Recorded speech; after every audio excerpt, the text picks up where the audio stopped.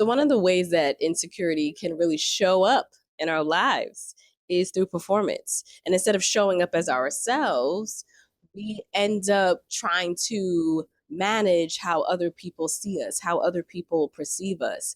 And today I was reminded about a very real season for me around this. When I first started showing up on social media, and there's been an ebb and flow to this even after, but when I first started showing up in social media with a very specific insecurity that started to blossom and grow in me and dictate how I was showing up online. Um, and a lot of the reason why that insecurity had the space to blossom and grow was because other people actually confirmed it. And that can make it worse. When you're like, yeah, I feel insecure about this thing. And then someone else is like, yeah, yeah, that's true. What? Come on. What are we doing and why? Showing up, I've been doing this for 9.5 years almost. Showing up online. I've been an online entrepreneur before, you know, before 2020, right? I was always like, what do I wear from the waist up? So it it came with its ups and downs. I remember when Facebook Live first came out, and I was like, "Ooh, pressing that live button felt like an act of courage, and just being so visible." And when we are visible, whether it's on social media, whether it is in our relationships, romantic relationships, platonic relationship with friends, whether it's coworkers and colleagues and supervisors at our job or partnerships in our businesses, when we are visible to other people and other people have access to judge, misunderstand, um, and see into us and perceive us in a certain way, there can be a desire to want to control that perception. And that limits us. And it limited me. Let me tell you what my insecurity was. When I started my business, I was 32, maybe going on 33, but I, I was like, I think I was 32. And I know it was like 9.5 years ago, okay, 2017. But I looked young in the face. Perhaps I still look young in the face, okay? Nobody come for me, okay? Nobody come for me. But I did. I looked young, and I was showing up online talking about communication, talking about relationships, talking about connection, offering up my personal experience, experiencing marriage with my husband and with couples that I had worked with by that point. And I had receipts, and I had an innate gift that the creator had given me around being able to hear things that other people couldn't see, about being able to figure out how you can bridge a gap between two people who have their backs turned to each other, who aren't listening, who aren't feeling heard, who are feeling the distance and the disconnect. I could bridge that gap. And yet, and still, in showing up in spaces where people have access to me, I was feeling like I had imposter syndrome. Like, who am I to show up and to share from this place?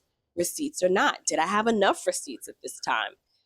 All of these things around who am I to show up? And because I had that imposter syndrome, it did not help that I looked young. Even though I'm like, I'm in my 30s, even though early 30s, I'm grown, I'm an adult, I have a whole toddler, I have a husband, I'm living life, I'm paying bills. Like, what's more adult than that? I'm adulting in this world. And yet, the perception of me, no matter, nobody, people didn't know what my age was, but it was how they saw me online. And I felt like I was too young to help people because, interestingly enough, I was attracting folks that, yeah, they were my age, around their early to mid 30s. And I was also attracting people that were in their mid to late 40s and even early 50s, and working with them and looking at me like, whoa. And there were two instances in which this insecurity got validated, got confirmed by others. Instance one, I was online. I was in a summit at the time, I think, and I had met this woman, and she was having challenges in her relationship, and I was a panel speaker on marriage and relationships at the summit. So she reached out to me, and she was like, "I think my husband and I could really use you. I'm going to show him some of your stuff." And I was like, "Sure," you know what I mean. We stayed connected. We even did some collaboration. Child. Sometimes you have to reset when words come out of your mouth. We we had a collaboration at one point as well. It was a fun one. And she had reached out to, she had talked to her husband, she showed him some of my stuff, and she came back to me and she was like, "I really want to work with you, but my husband feels like you're too young to know anything about how to help us in our marriage." Now, mind you, I already felt, you have to remember, I was already feeling this in my spirit and how I was coming off online. And, I have this youthful spirit. People aren't taking me seriously, even though I do what I do, and I was doing it well. And I'm not saying that just because of me, it was helping other people. And I was like, okay, but it hit me. It was like, it hit me in my gut because it was confirming something that I already felt. And in hindsight, the irony is you are not doing well in your marriage right now. And I help people reconnect. I help people find their way back to each other. I help people with exactly what it is that you need. And you have dismissed me based on the fact that you feel like I look too young to help you. I have not been in relationship, so you felt as long as you have. And that was true at the time. But this is hindsight. I did not think this at the time. I was feeling some kind of way at the time. Instance two, I went to a networking event. At a networking event, you talk to people. You let people know what you do, who you are as a person. You see if you vibe with people. At least I do. I'm not in the collecting everybody who's their business cards business. I have to vibe with you to want to actually connect with you, because then it just feels like we're wasting our time. So you just have conversations, you see who you vibe with. I was talking to this man, and of course, we're talking about, we just had a conversation. It gets to, what do you do? I said I was a marriage coach. Really? Why this face? Why the shock? Now I get a lot of reallys, like, what? Wow, that kind of energy. But this was like a, type of energy. I was like, Imani, let's not read into it. And the next question hit me in the gut. The next question he asked hit me in my gut, because he said, "What do you know about marriage?" Well, I just felt like that was a really audacious question to ask. Because if you had an author up there, are you going to be like, "What do you know about writing?" If they've written a book? And he went on to say, like, "You look really young. Are you married?" Yes, I was married with a child. He thought I was in my 20s. He was wrong. I was in my 30s, but still, again, my outward appearance. And at this time, it was a networking event. So I'm pretty sure I was wearing slacks, I was wearing heels, maybe a cardigan. I don't know what I was wearing. This is a while ago, but I'm pretty sure I was dressed for the occasion, whatever that means.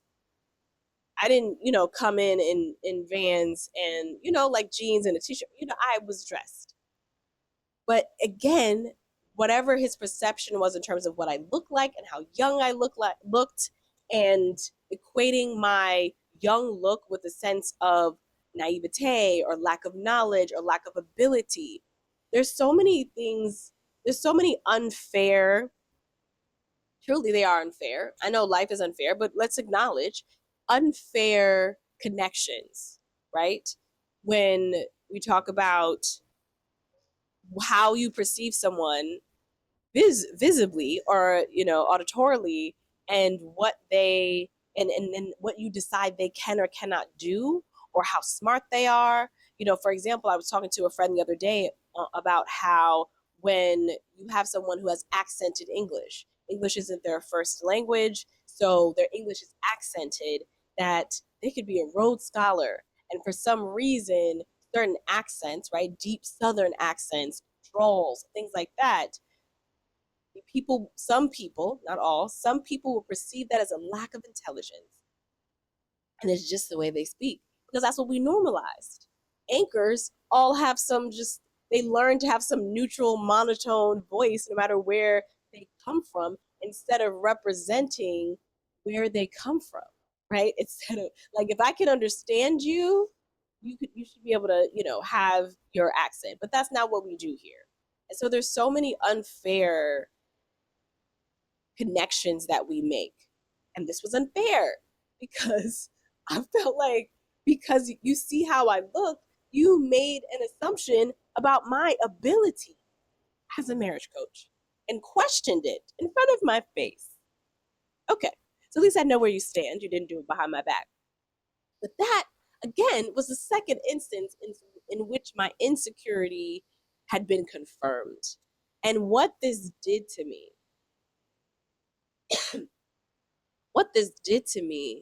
was signal to me that it's true. And so now I'm showing up online and I'm like, I'm not a makeup wearer. I don't, I'm a lip stain, lip gloss girl, maybe some mascara, brush your eyebrows, clean face, moisturization girl. I, and it was like the little girl was like, well, wear a little bit more makeup. And if you're wearing makeup, it's cool. There's plenty of girlies on here on YouTube, on social media, that just know how to beat their face. And for a lot of them, putting on makeup is almost a routine thing or something that they enjoy and it's something they want to do and they like, and that's how they show up. I am, I'm just not that into it. And so I show up as me. But then I was like, maybe I should wear a little bit more makeup. Should I go and get like maybe a blouse? I probably would look more, professional and a button up. I was wrestling with how I was showing up, how I was being perceived, wanting so desperately to be taken seriously and for people to see my work and hear my message and then make their decision from that, not from this, not from this. And yet that led me to performing. I was hyper aware and hypercritical of what I was wearing, how I was showing up, and changing my tone. I don't want to use any slang. I don't want to give off, and this is coming from being a New Yorker. The gesticulation, the talking with my hands, any slang that I might use, colloquialisms. I'm hyper aware of using those things because do those things make me seem too youthful? Do they make me seem too young? Do they make me seem like I'm not acting my age? And worst of all, do they make me seem unprofessional? And luckily, I had a coach at this time that was like pulling on all these things and working on my mindset and working on me. But child, it was a lot, especially after the confirmations. I was like, people out here taking me seriously. I need to show up as I am. And you don't do that. And it's not just in instances where, like this, it could be when you feel like you want to set a boundary in your relationship or with a friend and you feel some type of way, or you're a new kid on the block and you want somebody to like you, and so you want to put your best foot forward, or you are meeting extended family members for the first time, or some extended in-laws that you haven't met and you want to make a good impression on them. And there's nothing wrong with wanting to put your best foot forward, but there is something exhausting about performative nature.